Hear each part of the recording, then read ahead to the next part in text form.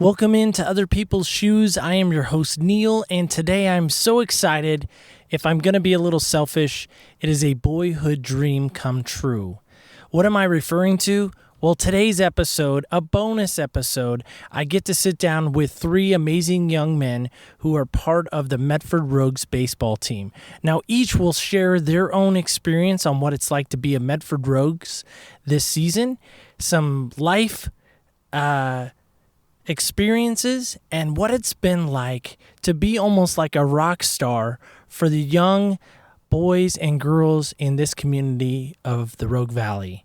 I hope you're excited because, as I said, boyhood dreams do come true, and I hope you're ready because you know I am. Here we go. Hey, come take a walk with me, not like you used to do. Do something different and put yourself in other people's shoes. Open up your mind and open up your eyes and change your direction, change your perspective.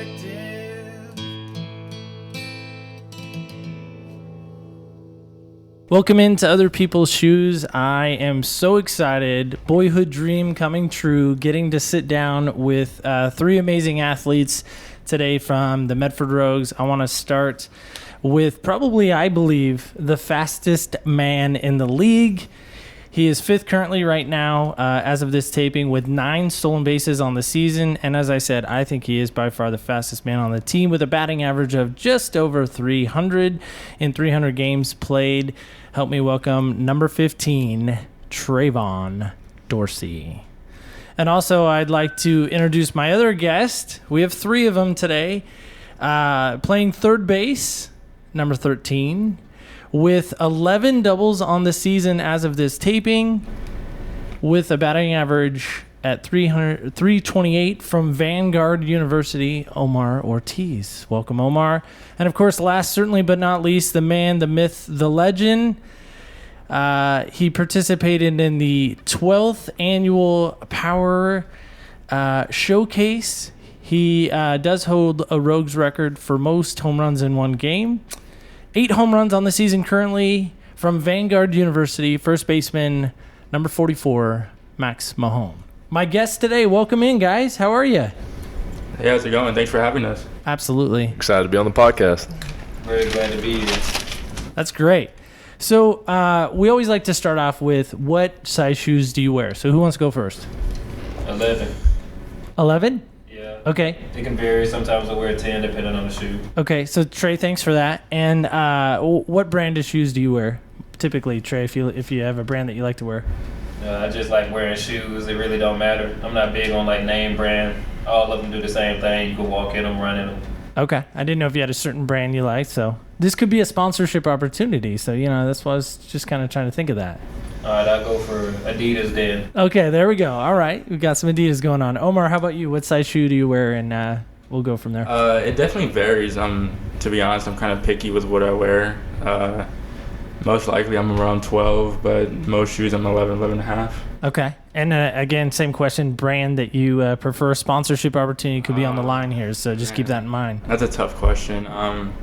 Oh, they're going to get tougher. I would say, I'm going to go ahead and say Adidas right now. Okay. It feels good on my feet. Gotcha. All Feels right. good. Fashion-wise, it looks good, so. Fashion-wise, I love it. There's a little fashion-wise in there. Max, how about you? I got a gift and a curse. I'm rocking a size 14. Never been able to go to the mall, get some shoes. It's always on order, that kind of stuff. Wow. That's a rough life. Yeah. It's a hard knocks life even, right? I don't get to shop very much when it comes So to if there were shoes in your size and brand, you could walk into, I don't know, Dick's Sporting Goods or something like that. What are you rocking? Oh, I'm always rocking the Nike Check. Nike Always, Check. yeah, Okay. New pair of Nikes. All right. With Omar, I do like what Adidas has done lately. Yeah. I do like it. Okay, awesome. So, guys, we'll do our best. Obviously, if a question jumps out at you, and we'll just kind of round table it around, if that's okay. And hopefully, by the end of this, most people will kind of pick up your voices and kind of go from there. So, first question I really want to lead off with is why are you guys playing? I mean, you guys could be anywhere this summer. Why the Rogues? Why playing here this summer? The So Trey, you want to go first? Yeah, I'll Okay. go first. I love the opportunity to come out here and play for the Medford Rogues. right now I sat out of school, so I didn't have an opportunity to play at college because I had to sit out a year due to me being an engineer major, and most schools don't have engineering. So I got the opportunity to come out here. Max showed me the opportunity, talked to Sean Gallagher, he got me up here and things like that. And out here in Medford Road, it feels like more genuine to play. Like growing up, all I did was like, okay, the game over, win the next game. Oh, win the next game. Oh, we play them. Okay. When I come out here, I feel more genuine. Like the kids love it, the fans love it. I feel like I'm doing more just than playing the game. I feel like I'm putting on a show for kids to look up to us and show them things of that nature. I think that's a great answer. Absolutely. And I know I can take personal experience in that too, as far as kids looking up to you. My nephew really has adopted the three of you. And I just want to say again, just publicly, how great that's been, that you guys have been quite the role models for not only my nephew, but I think for so many other kids. That's awesome. Omar, what about you? What brings you out to play? Honestly, I just heard it was a great experience. I talked to most people after Joe Johnson had talked to me. He was like, hey, there's an opportunity in Medford. And I opened up to a little bit people in the baseball culture, and they said it was just an amazing environment. You get treated like pretty, I wouldn't say rock stars, but we kind of earned it, like what you were saying, what Trayvon was saying. We just work with the kids. I mean, we're open to the culture out here. We talk to parents. And we're not shy, which is good. So it's definitely a fun experience, showing your talents out there to people, to people that are missing out. So it's definitely fun, and it's a true blessing to be out here. That's awesome. Max, how about you? I know you've played quite a bit of places, right? Yeah, I've been now East Coast, West Coast, and even Australia. I've been other continents, but yeah. I never thought I was going to be here, to be honest. I'm graduated now. This was my last season, this past season, and it was probably a month away from the start of it, and I still didn't realize I was going to be out here. But Sean Gallagher, we go way back. I actually played baseball under him my junior year, and he kind of told me that this is a great opportunity, and for me, this is my last chance. This is my last shot at trying to make a shot at minor leagues or whatever it may be. But I'm so thankful that I came out here. It's been an absolute blessing, playing with people I love, getting to know Medford and the people here. I mean, they're so genuine, and this is going to be a memory for forever for me, if it is the end. That's awesome. And again, I think it's great that you've had an opportunity to come out. I mean, obviously you've had success on the field, and clearly all of you have even had success off the field as far as making connections and being that rock star. I think one of you guys said that rock star kind of mentality. That's awesome. Walk-up songs. I am dying to know this. How the heck do you guys, and anyone can go first, obviously, but how do you guys determine that walk-up song, and what goes into a good walk-up song? A walk-up song? Yeah, Trey, go ahead. A good, genuine walk-up song, you got to think you're like, okay, it got to be smooth. When I get up to the box, I got to be like, yeah, I'm ready to hit the ball. Or where you get the fans involved. Like I chose a song by the Migos. A lot of fans don't know what it is. It's a rap group out of Atlanta, Georgia. So I was like, nah, they ain't going to understand that pretty well. So I chose Rodeo by Lil Nas. That way you get like the little country kind of vibe, but with a good beat still from like the southern flavor on top of it. So I enjoy the walk up, give a little bit for the fans and things like that, and people talk about it. That's awesome. I was actually noticing you switched up your walk-up song, so I appreciate you clarifying the change for us. So, Omar, how about you?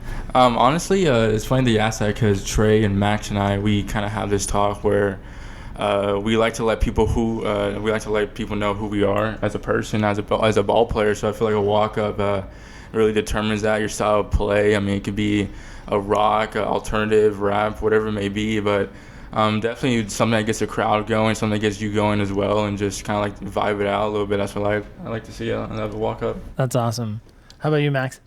Because you have what, Crazy Train right now? No, it's okay. Iron Man. It's Iron Man. My bad. Right, I don't know my Aussie very well, so sorry about that.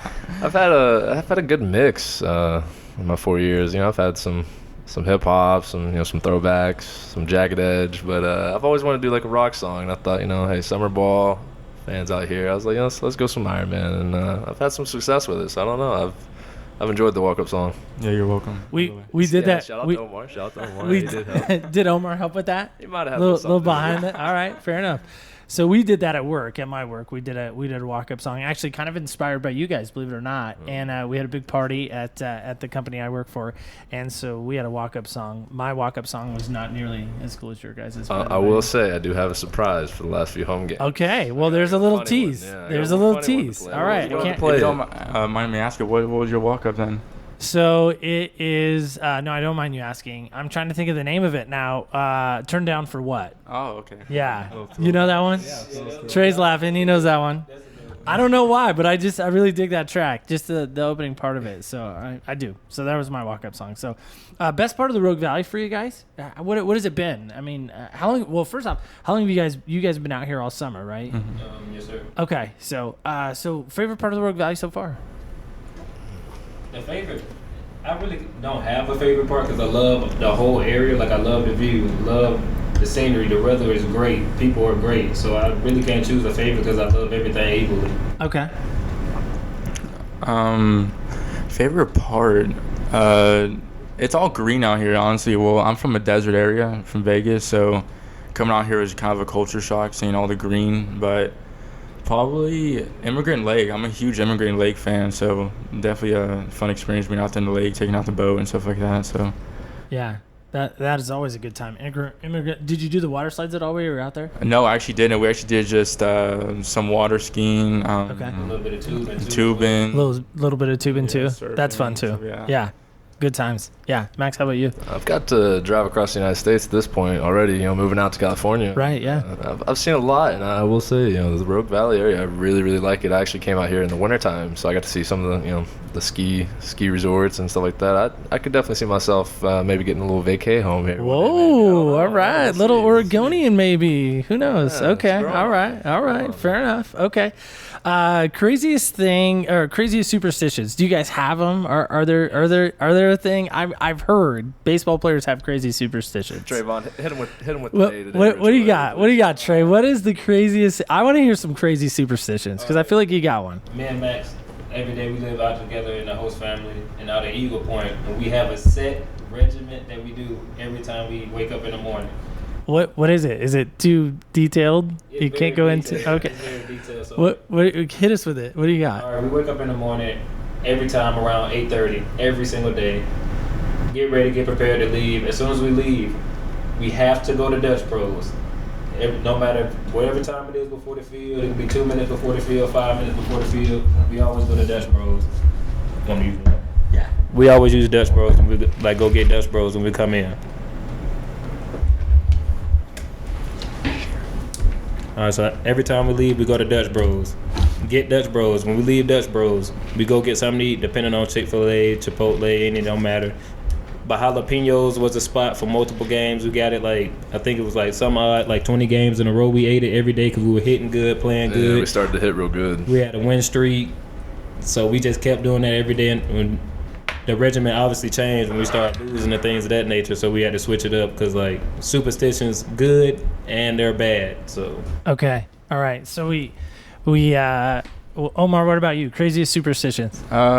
Craziest superstitions. I wouldn't say I kind of grew out of it, honestly, just having a superstition because I felt like it was kind of messing with me mentally on that. But I would say I have things to do that will feel like I'm mentally prepared to be ready for a game. I'm going to be honest, I'm the type of person where I like praying or talking to God on my free time when I'm alone. People don't really see that, which is fine by me, and people don't know that, but that's something I really do. And believe it or not, it's one of the most important things in my life. But honestly, sometimes wearing the same sliders, same socks. I mean, whatever. Of course, washing them, but Yeah, I've heard rumors that stuff isn't getting washed this season, so we'll just leave that alone. yeah. I mean, when it comes to jersey or pants, I mean, sometimes I'll be honest, sometimes I don't wash them just because I feel like I want to stick with the same mojo. But other than that, I mean, just superstition. That's what it is for me. Okay, Max, how about you?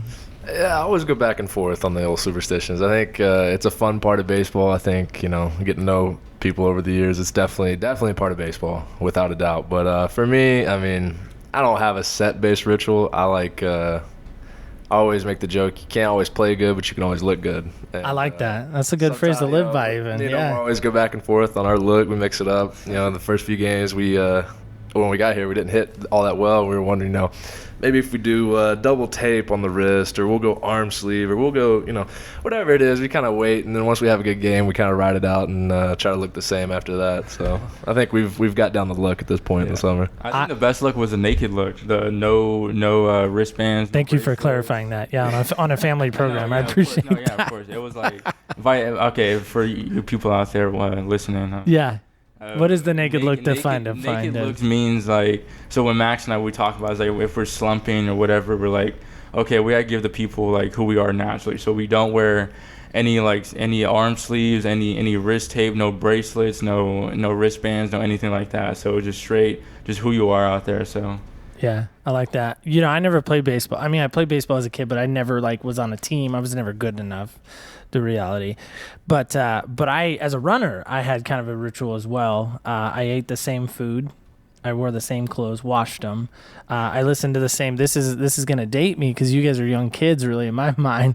I listened to the same 5 tracks before I ran. I would never step in the 3rd lane on a track. I would always rub the number 4. It's my favorite number. So Max, that's why I identify with you, I think, so well, because you're 44. But anyway, so I'm familiar with sports superstitions. I love digging into that with you guys. That was awesome.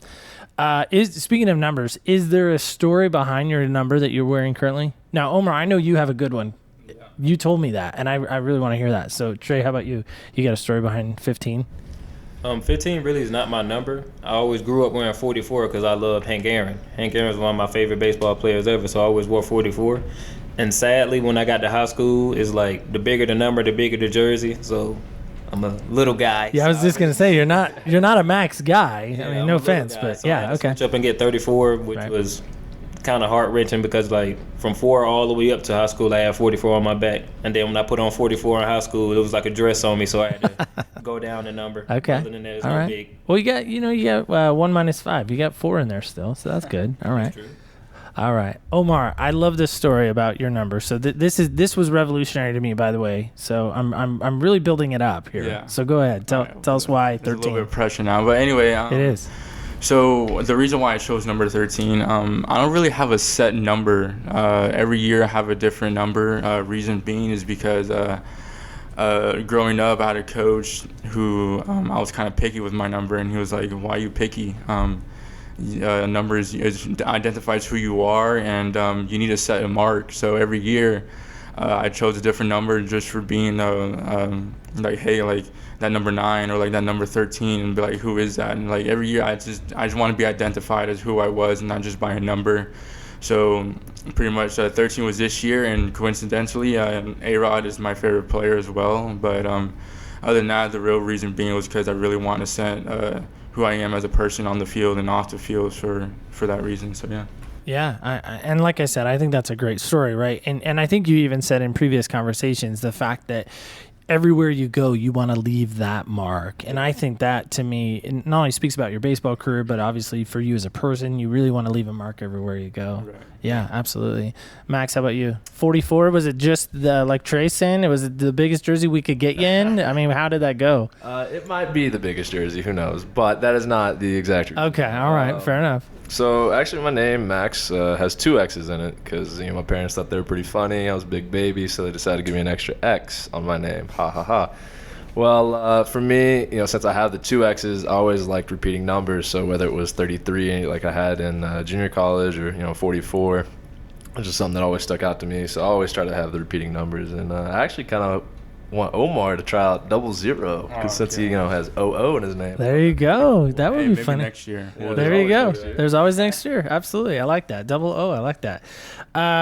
Greatest moment so far this season, and maybe worst moment so far this season. If there's been some highs and lows, I mean, I'm sure there have been. It's been a challenging season in a lot of respects, a lot of success, but have there been any great successes and maybe some not so great successes? All right, Trey's up first, leading off like you normally do, so that's good. Yeah, let them clean up. Yeah, I kind of noticed that. We kind of were sitting in minus me. I'm not a good 3-hitter. I should probably be where you are because I can't hit. You can bat 2 holes. Okay, all right, there you go. Well, yeah, absolutely. I could bunt. I can't do anything else, but I think I could bunt pretty well. But anyway, yeah, highs and lows, Trey. the highest moment for me is not necessarily on the way I've been playing or like a hit or a certain aspect of the game. The highest for me is like feeling my body out, feeling myself getting better every swing, every time I go out on the field. Like I practice my swing a lot. I came here pulling off very bad swing, but I'm athletic, so it worked so far throughout my life. But I like getting a sense of feeling like I'm actually improving my game more each and every day. A low for me is like the sense of not improving or not being able to reach my full potential. For example, like when I'm hurt, I don't like playing and then feel like I'm like halving it. Like, you know what I'm saying? Like not giving my full effort out on the field at any moment. And also when like people's watching, like people look up to us, people like we said earlier. And it's like when you go out in the field and just perform bad, obviously everybody has a bad game, but like you feeling like you performing for more than just yourself. Like you're performing for the little kids, the fans, the people to come out here and support us. So that's how I feel like it's one of the lows for me. Yeah. Omar, how about you? I know you've.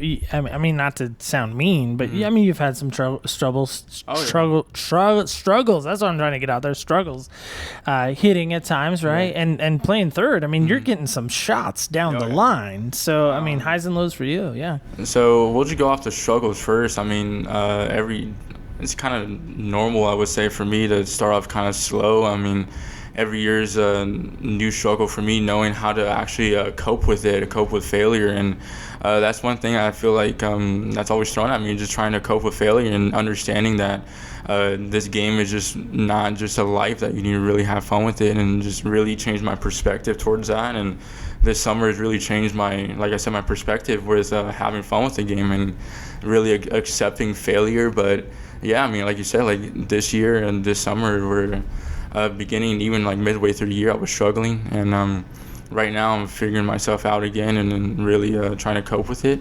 So yeah, I would say that's my struggles or failure. But on the positive note, Max and I did hit a home run the same game, and that's been our goal since even through our school or our college year, our college season. So that's always been a goal, and we felt really excited to really come through with that one. So yeah, that's pretty cool. Yeah, it only took us 80 games. Yeah, not too bad. Awesome. But we had the father-son moment. Though. Yeah, we the did. the Griffey junior, Griffey senior moment, huh? Okay. It was Griffey-esque. Griffey-esque. Okay, fair enough. All right, Max, how about you? Highs and lows? Oh man, starting with the high. To be honest, playing out here, I've been completely high the whole time. It's just been it's a great feeling. The fans, sometimes I show up, maybe I'm a little tired from all, the whole summer, but I flip a switch when I see all the fans come out. It's great playing here in Medford, and I'm lucky enough to be playing some good baseball. Finally got my swing lined out after the first 2-3 weeks, and I'm just enjoying every at bat, every pitch that I get, because I'm not guaranteed tomorrow. Some of these guys are gonna go back to college, and they're gonna have a couple more years, and me maybe not. So I'm cherishing everything I get. But lows, I don't know, I'm too competitive. I'm too competitive sometimes. I think some of the games I feel we could have had that we kind of screwed up on, and it eats at me a little bit. Yeah, it's summer ball. Some people say, it doesn't really matter, but whatever I'm doing, I always want to do it to my best ability, and I want to win. So that's pretty much it. You want to create the highlight all summer long, and no matter what you're doing, you want to always be creating that highlight, that moment, that signature at bat, maybe play on the field. You've had some great plays in the field too, by the way. I mean, you really have. This stretch at first, as we look out at the diamond from the Rogues facility right now, but yeah, I mean, just he always is creating highlights in a lot of ways, and really all three of you really are. I mean, that is just, again, I think a testament of your playing ability and just your ability to be great people, again, as we repeat, on and off the field. So how much would a championship mean to you guys? And not only you guys, I know you can't speak for other teammates, and I would never ask you to speak on someone else's behalf, but how much would a championship mean to not only you personally, but maybe even the Rogues themselves? A championship would mean a lot to us, to the simple fact of this is a great team this year. We have great chemistry as a team. And then, like you say, other people, they ain't gonna have an opportunity to actually win a championship. Most people probably haven't even won a championship or or region or something like that in high school. So people really don't have the opportunity to play championship experience baseball. Right. things are high stakes or high fans or everybody's just in it ready for win for everybody. So I think it'd be great for us to win one for the Medford Rogues. Trey, have you won one in the past? Anywhere you've been? Any place you've played? Did you win a championship? I won. Well, I was the lucky guy that got blessed. I grew up with a lot of great talent, and on my travel ball team, we won multiple championships, like 4 travel ball World Series. We've won out of St. Pete, Florida, Tampa, Florida. We won one in South Haven, Mississippi. So I've been blessed to have like great players and great coaching around me. That's awesome. So you have some kind of championship pedigree to your name, so to speak, right? Yes, sir. Okay, awesome. Omar, how about you? What would a championship not only mean to you, but probably the Rogues as well? I'm gonna go ahead and just go based off what Trey said. I mean, I totally agree. Winning a championship is pretty much really valuable to, I would say, any athlete. I mean, that's what most people work for other than being a professional, but playing in the championship atmosphere is just a whole new ball game. I mean, people are really into it, nonstop yelling, and your dugouts nonstop cheering and rooting on for their guys, and just for the winning a championship would be just amazing, just for the Medford, the Rogue Valley, and just it would just be awesome, and just open up eyes to people and open the eyes up to kids, and just and I think the best part would be dogpiling and looking over to the other dugout and looking at upset faces, disappointed faces, faces of defeat, and that's a good time. So yeah, I mean, we're coming into the last week of the season, right? You guys most likely, if it all plays out, right, we do our job. Well, you do your job, not my job, but you do your job, right? Potentially, there could be a matchup with Top Speed. I mean, I know you probably don't want to go too far down that road. We want to go game at a time, but as we currently sit, that's who we want. It could be Top Speed, right? That's exactly okay. So Max, speak to that. What would that mean? Not only winning the championship, but beating Top Speed, because they've had you guys a few times this year. Not to dog you, but they've had you a few times this year. They're a competitive ball club, and when we played them, it gets a little edgy, a little chippy. It's arguably the 2 best teams in the league, and it's going to be a dogfight. And obviously we have to handle our own business to get there. But we do want to go through Top Speed if we are going to win the championship. We don't really want anybody else. We want to beat Top Speed kind of on their own terms. Yeah, and so championship to you would mean what? Oh, I mean, championship. That's the reason you play. I don't care if it's YMCA rec league or if collegiate summer ball. I mean, it's the championship's championship. I've been blessed. High school I graduated state champion. Juke World Series, and as a ball player, you train, you practice, and you play for meaningful baseball. And championship, that's it. That's what you play for. That's what you dream for. And hopefully we can get in there and capitalize on the moment and enjoy the summer and give it up for the Rogue Nation.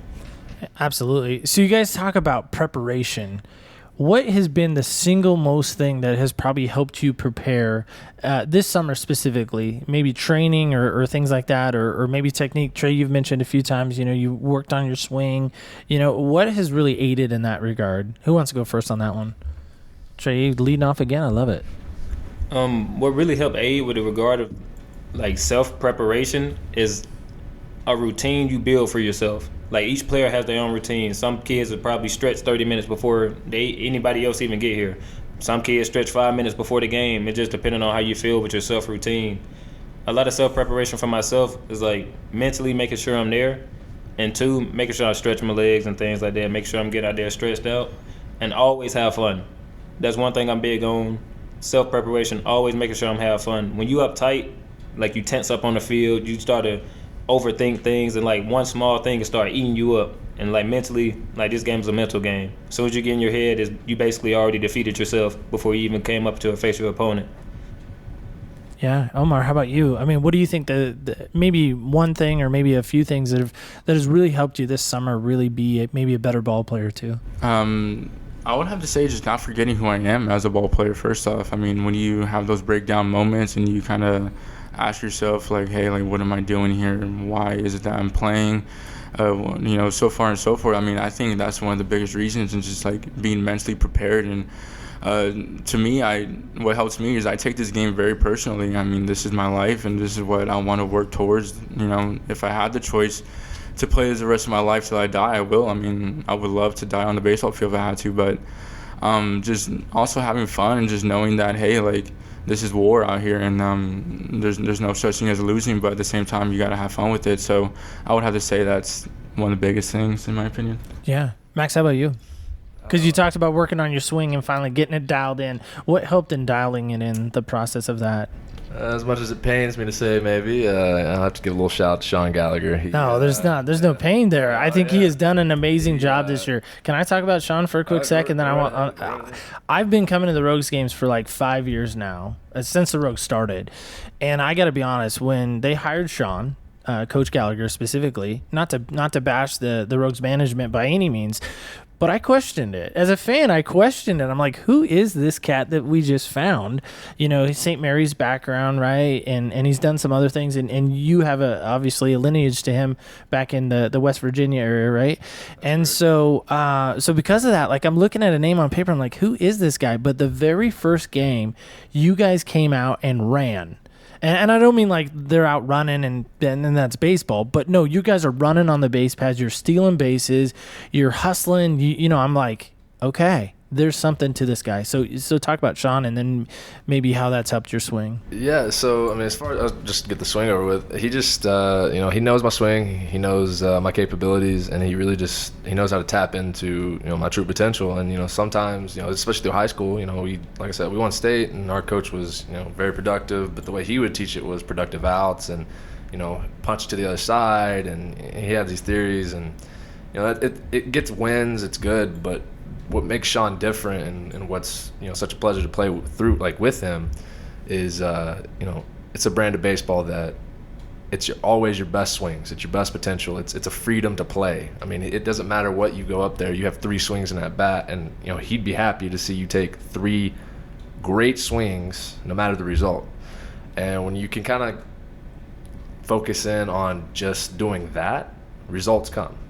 And like you talked about, we run the bases. Even I steal bags, and I have no business stealing bags. Which is what I'm alluding to, even because I think in that first game you might have had 1 or 2 stolen bases. I'm thinking, who is this big cat out there, Max Mahone out there stealing bases? But yeah, there we are. No, it's a different brand of baseball, but it's fun baseball. It's a show. I don't want to play any other way. And he's really made us buy in, and we've had a great summer. I mean, a lot of kids, they're saying this is one of the funnest times they can remember playing baseball, and that's ultimately what it's all about is finding in yourself who you are and tapping into that potential. And then once you see it, man, you can't help but smile and come out here every day and enjoy it. But just on Sean a little bit, because I know you know him personally, obviously, and you've helped in a lot of respects, like with his younger teams and things of that nature. You guys have gone out and kind of helped coach and be role models for those younger kids, which, again, I just think, that's awesome that you guys are able to give up your time to do that. Because let's face it, if you're not playing ball, maybe you'd be sitting around playing video games all day, right? But you're actually trying to get into the community, be a part of things. And I think that, to me, again, just is an amazing ability to be able to do that. But Sean has a gas house, right? And so he's really working with kids in the valley to really get them to be better ball players, getting those 3 great swings that you're talking about, right? Yeah, he is a blessing to the community. Anyone in Medford, it doesn't matter what the age, it's I've played baseball East Coast, West Coast. I've met so many coaches, so many different philosophies, and it works for me, but I've seen him take multiple kids from any age group, for any, it does not matter. And, he figures it out, and, he's passionate about it. That's the biggest thing, is he's in your corner from day one till the last day. And there's no hard feelings. He's never going to sugarcoat you. I mean, right. It's straight to straight to business. And when I say it's sun up to sundown for Sean Gallagher, it is sun up to sundown. Yeah. The guy gets after it, and, it's a blessing to have a guy like that in my corner. But, I hope that anyone who gives them a chance, they'll see the exact same thing. And what they have at the gas house is very special. It's gritty, it's it's got character, but you're getting exactly what you put in there. Yeah, and the gas house is our hidden facility where we go and train. Yeah, and I was just gonna say, right? That's kind of the secret layer of the Rogues, almost, right? In a sense, right? The bat cave to some. Cave. Okay, fair enough. Ping pong table. Yeah, absolutely. It does get a little, and probably even competitive, right? Oh, yeah. Okay, there we go. This is a fun question for you guys. Craziest thing, and Max, I channeled you on this, by the way. So maybe you want to lead off here. We'll kind of switch up the batting order. I don't know.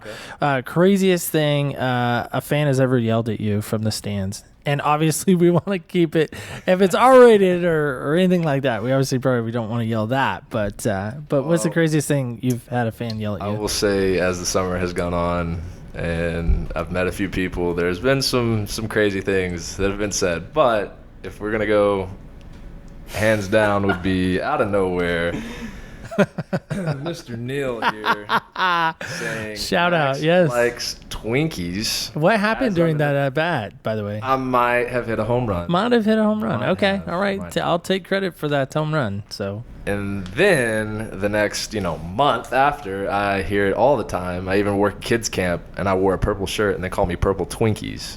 wow. So it's spreading. You, my friend, started a trend. Is it trending on Twitter or Facebook or Instagram yet? No, not Okay. no. All right. Well, I'm I gonna know you wish it was. I'm gonna start a Twitter campaign then. I just embarrassingly admitting that I signed up for Twitter just yesterday, so I'm behind the times. Omar, how about you? What's craziest thing maybe somebody's ever yelled at you this summer, specifically to this summer, if we can? Nothing too crazy, but I would have to say it's kind of funny when you're up at the plate and you take a bad swing or whatever it may be, and your own fans are kind of on you a little bit, like, hey, like, keep your eye on the ball, or like, It's not New York, but it's close, huh? We did talk about it. This is kind of like a New York environment, which is Right. really cool. That's funny. I would have to say, like, when you're up at the plate and you kind of embarrass yourself a bit, and your own fans start heckling you, so that's always a good time.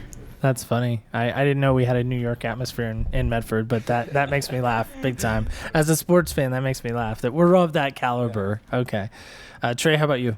I'm with the same thing Omar said. I really ain't hear nothing too crazy yelled at me besides when I go up to a bat, I hear left hand from Mr. Neal here. Oh, you're going to call me out on that too. That's twice now. Yes. I'm getting called out. Now, explain left hand. You got to explain this. This is awesome. We're going to take some time. This is a great game. By the way, my daughter and I were camping recently, and I know you guys know my daughter as well. You guys have taken pictures with her. She left-handed me like 6 times during the weekend. So, Trey, I'm not thankful for that. But explain left hand. All right, left hand is a game I grew up with. Me and like 15 of my friends came up with a game. It's called left hand. So basically anything edible, no inanimate objects doesn't count, but anything edible like water, drink, sandwich, fries, or anything of that nature, you're able Frosties. you're able to left-handed. Left-handed means like if it's caught in your left hand, it's free hand. You call left-handed, they have to give it to you. So Yeah. it's a brutal game. It's you brutal. You can be vicious to your friends. Yeah. Like you can take it, eat it, you can pour it out, do whatever. But it's like a fun game you can play with your friends and stuff like that nature. And like again, back on what we said, I'm going off what Omar has said. Really ain't hear nothing too crazy from the fans. Sometimes I hear like I'll be sitting in the dugout and I hear like the little kids talking about, oh, number 15 or Mr. Funny had jumped over the first baseman and stuff like that. And it's funny that I hear it. Gotcha. That's awesome. So, okay. We're going to kind of sort of try to transition to a home finish here. We're rounding second, so to speak, if we are, and heading into third. So, what does it feel like at the end of the game, guys, for you when you're lined up, right? You're lined up along the third base line, and kids are just coming up to you one after one after one after one, asking you to sign. I mean, I'm sure you guys have signed crazy stuff. Maybe talk about the craziest thing you've ever signed, but also, what does that feel like? Because as a parent, it's weird to even put that hat on for me, but as a parent and even as a fan, that is probably one of the coolest things I think the Rogues do.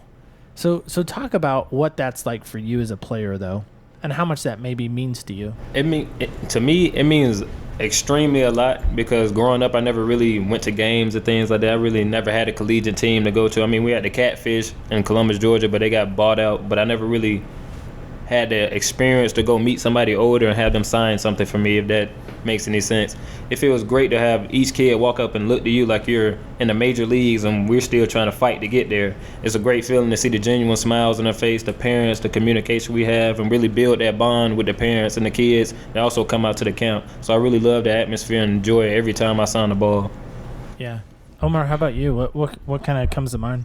Oh, honestly, it means pretty much the world to me. Growing up in South Texas, my first ever favorite baseball player was an independent baseball player. I mean, he played independently, and his name was Aaron Sis. So, like, I'm a firm believer that if you have a uniform on, and no matter where you're at, no matter where you're playing, who you're playing for, you always have a big spotlight on you, and taking on that role for kids and even young adults and older adults. And we see people out there in line asking for autographs too, and it's also a really fun experience to see, and it's just awesome, and it's very heartwarming, definitely, for sure. Yeah. Max, how about you? Oh, I love every second of it. I look forward to it after the games every time. You know, Medford here, it's like a minor league experience, in my opinion. You know, this is a special place and special people, and like Trey said, you know, seeing the kids' faces light up, and you know, little do they know, I'm looking back the same way. You know, I think, you know, it's just a great experience, and you know, it's memories I'll cherish forever. And like you said, the weird things I've signed. Yeah, weirdest thing you've signed. Yeah. I've signed a few, like arms, like a random. Just the other night, I signed old buddy's like trumpet horn thing. I don't like this little noisemaker, and then I've done like purses and canteens and. No babies though, huh? No baby heads. Okay, no baby heads. You might have tried to pull I that did. on me, I did try to pull that baby head on you. Yeah, so. she was not having that. Yeah, but the craziest thing, we also had signed, there was some kid, I can't remember his name. He told us his name. He just lifted up his shirt and said, "Can you sign my stomach?" And I was like, I guess so. Okay, just put my name on it. It's like kind of funny. Yeah. That's funny, Trey. Okay. For sure. Right. Don't forget about the Vans. We signed some pair of Vans. I did like the Vans. You signed some Vans too? Yeah, that was I cool. remember that. I was actually getting to Okay. talk about that. Yeah, that was really cool. That's awesome. Hydro flask. I know my daughter's had her hydro flask signed. And Phone cases are nice too. Honestly, phone cases are pretty cool. Phone cases are nice too. Okay, so guys, as we start to wrap up, who or what would you give credit for to where you are now in life, and not only in life but in baseball? Like, who do you give? You know, not that your life's ending, but you know, you got the scrolling credits, right? Who are you giving the most credit to? Who or what, I guess, would you give the most credit to? Trey, you want to go first on that? I would give my most credit to, overall, is to, I would say, my mother. Okay. I mean, this is a typical answer. Well, it is, but why mom? I choose my mom because, like, my mom has been through a lot. I mean, I've been through a lot as a family and things of that nature, like separate times, close times, heated moments and things of that. But I always look at my mom and I'll be like, how? Like, how are you able to have the whole world crashing on your head, the buildings falling, the floor is lava, and you still have the ability to keep pushing, keep trekking, even though your back is against the wall, you're always trying to climb off and find something to do. So I always look at her and be like, wow. Like, yes, my mom was not a single mother growing up and things of like that, but she carried herself as if she's the only one that can take care of all 5 of her kids. Like, I'm 4 or 5. So I look at it and I choose and live my life the same way. No matter my back against the wall, I got to find a way to fight for the people I love. If I'm down and don't got nothing, I still try to give. If I don't got no other options, I still try to help out and lend my hand out, even though my hand is all I have to lend. So I always live and choose to live my life like that. So I teach other people the same way. Not teach or speak my philosophical ways to people about, granted, like, I'm a opposite type of guy. People always say blood is thicker than water, but I say you need water to survive. Or, yeah, he's my friend, but I always help him no matter what I need. Like, you never know who can, like, bless you if you give blessings out. Yeah, that's awesome. Trey, a couple things come to mind. So when you're out on the diamond and you're thinking about when you're maybe having a bad game, because again, you guys have all alluded to the fact that bad games come. It's just a reality of the game.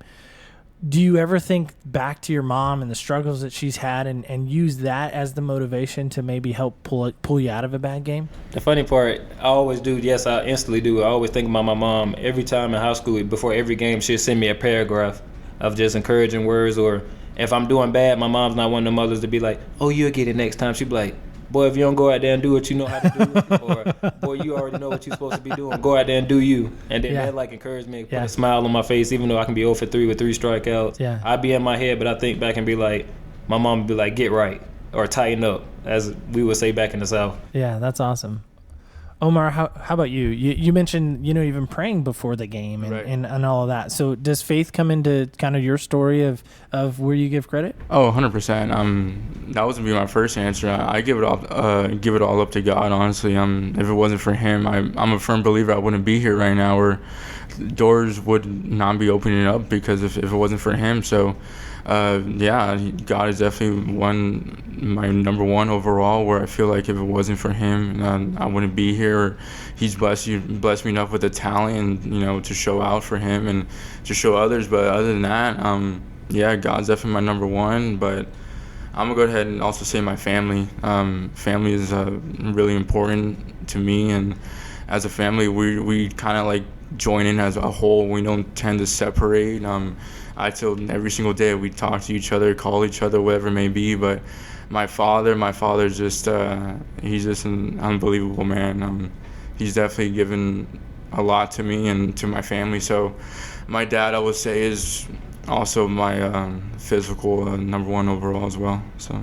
Yeah, I got to meet your dad this summer. Yeah. He's a pretty cool cat. Oh yeah, my dad's he's something else, but I love him. He's a great personality, and people tend to say I'm a spitting image of him. But my dad's he's so awesome. He's hardworking. He's very humbling, but he's also one of those guys where if I don't do my part, like Trey was saying, oh boy, it's not a force to be reckoned with. So yeah. Yeah. I could see that, but I think it also, I think you have a lot of attributes of your dad. Mm-hmm. As you said, you're a spitting image of him. I think your heart comes out the way you are with the kids and the way you prepare for the game. I think your heart comes out in that, and that I would think would be a direct reflection of who your dad is, passing down to you, for sure. Yeah. Thank you. Absolutely. Max, how about you? Where does Matt gets credit to, or whom?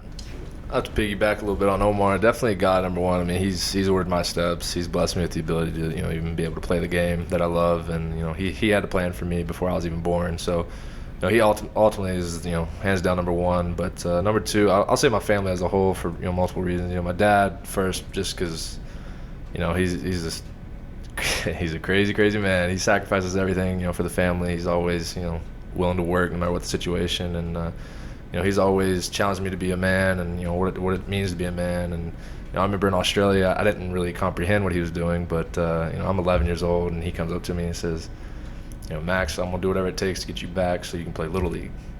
At that point, I had no idea what Little League was. I just didn't have any idea. But he ended up doing that, moving me back. I played baseball, and ever since then, he's challenged me to pursue what I love, and that is baseball. And he's made a lot of sacrifices, a lot of travel, a lot of road trips. I've, like I said, East Coast, West Coast, and they still don't miss games hardly ever. My family's special. My mom, always doing laundry, always, making sure I got everything for the road trips.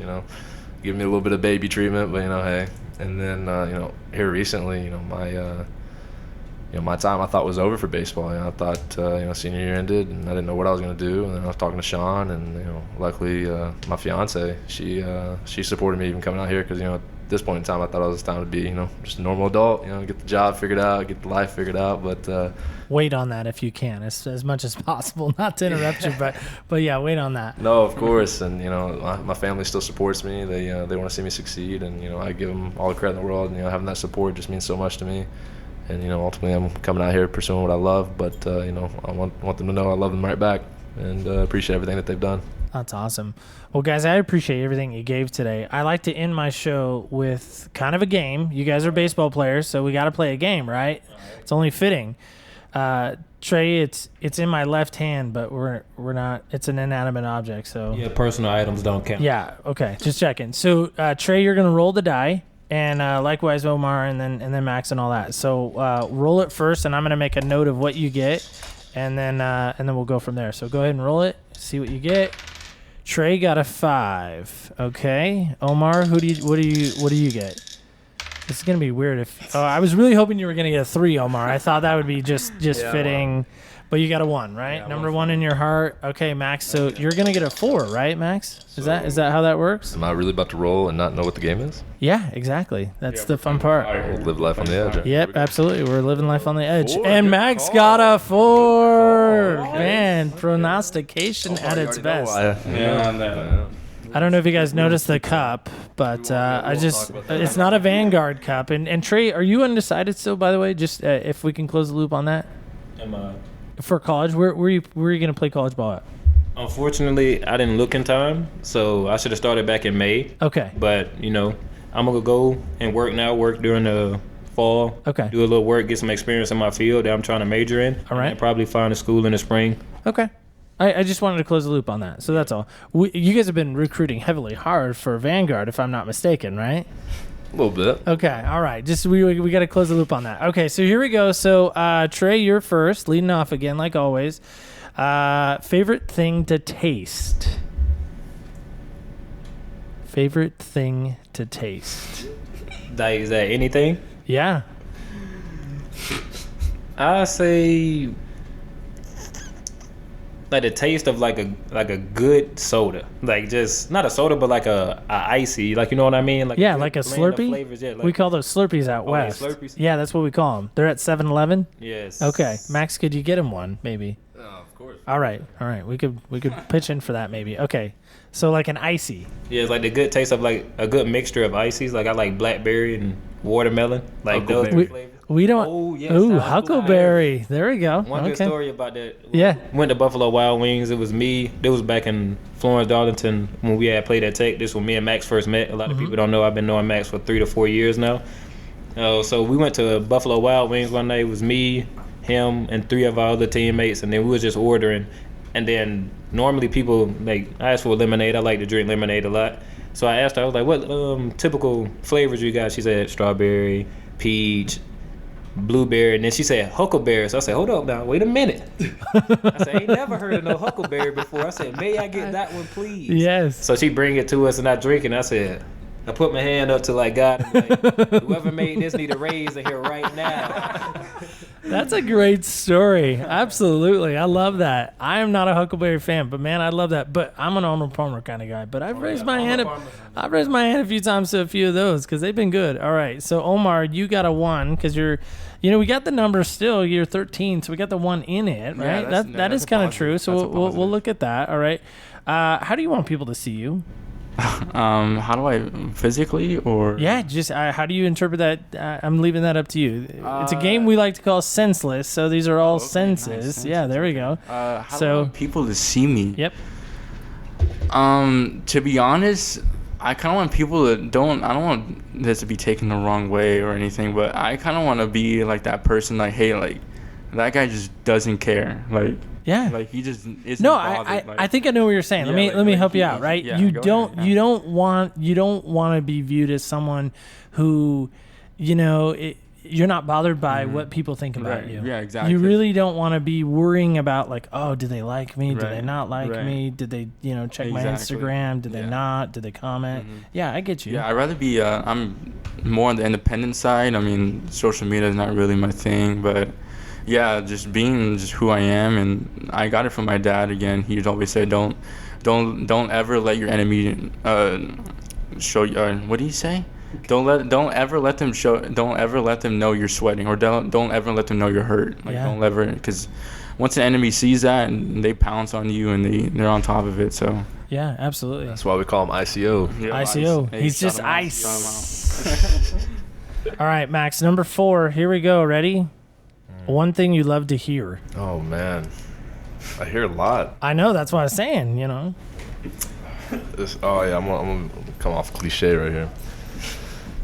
Nothing better than the old sweet spot wood crack over the fence. Yeah. Are you going baseball on I'm me? going baseball. Oh my gosh. But if I'm gonna speak recently, since you bring up the old first base work, the splits, I always crack up when people see me do splits and kind of like, how's he doing the splits? He's too big, and all that. That stuff that really makes me laugh. Hearing that lately, that's new to me. I think we need to talk to the Rogues maybe about getting a tailor just in case, like on staff or maybe somewhere nearby, just in case, off chance.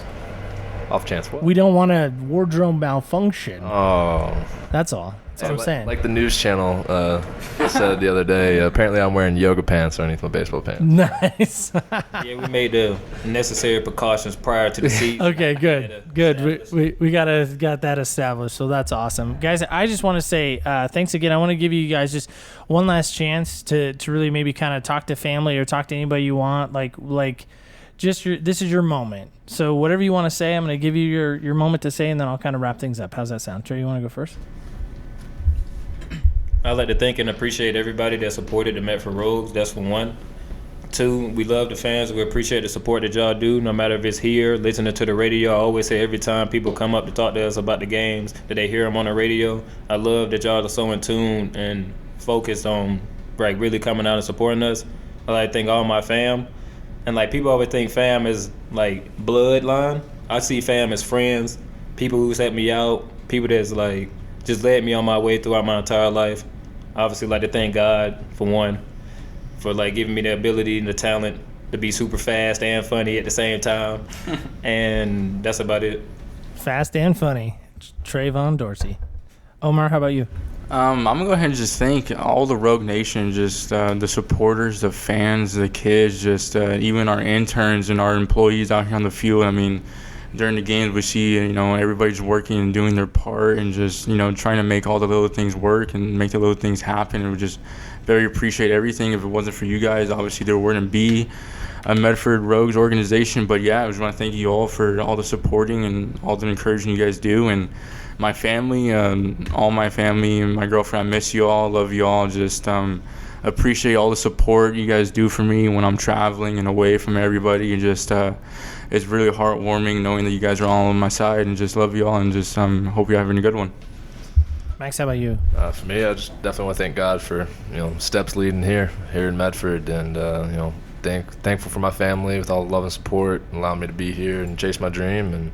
And Rogue Nation, I'm telling you, it's I've played a lot of places for a lot of different reasons, and it's going to be a tearjerker. Maybe leaving this place. I'll tell you what, you all are so special to me, and whether I've had one conversation for one game, or I talked to some of the fans multiple times, I'll never forget a single one of you. And this is a special place, and from the bottom of my heart, thank you so much. Yeah, guys, again, I just want to say thanks again for coming on, giving up your time today to do this. So coming up, Christmas in July, we're going to have some cool jerseys. So those are going to be auctioned off. Are you guys excited about seeing your jersey get auctioned off? That's the crazier part about it. I've never experienced nothing like this. And like Omar said, it's like a culture shock that somebody that don't even know me as far as they can throw me wants my jersey so much. And most of the time I have conversations with everybody in the field, but it's just a great feeling this year. I don't care how much it went for because it's a good cause, just the ability and the fact that somebody else benefited for something that I did. I just love the feeling that I'm actually out here doing good and helping instead of just being out here, just being a body on the field. Absolutely. Omar, how about you? What are you feeling like when your jersey gets auctioned off? Oh, it's so awesome. I mean, like Trayvon was saying, and even what I was saying earlier, just the unbelievable encouragement you give kids and even parents. Just wearing your jersey is pretty much like a superhero, and just like how we were kids and putting on a Batman mask or putting on a Superman costume or whatever it may be. I'm sure it feels the same way as for those kids. So it's such a blessing and an honor to even be privileged to get our jerseys auctioned. And Christmas in July, oh boy, there's a special treat. I'm not going to say what it is. Yes, there is. There's going to be a little uniform barrier breaking, so we'll see how that goes. So all right. I would like to say it could be a first, never done before. Oh yeah, I think baseball history, right? It could be. It might be. There we go. All right, Might so have to research it. so a preview for that. So Christmas is in July, July 20th. Come be a part of that. Access is also going to be here on hand. Tickets are still available at medfordrogues.com. I invite you and encourage you to go get tickets. You don't want to miss this opportunity to see these guys play, potentially for the last time in custom jerseys. Actually, it is the last time in custom jerseys this season. So we want to make sure that you get to be a part of that. And guys, as we kind of wrap up the show, I just want to say thank you Thank you again. I know I've said that throughout, but I think it bears repeating that thank you again, guys, for doing this. I always like to say when we walk in other people's shoes, you really do get a different perspective on life. So thank you again so much to my guests, Trayvon, Omar, and Max, of course. And this has, again, been Other People's Shoes.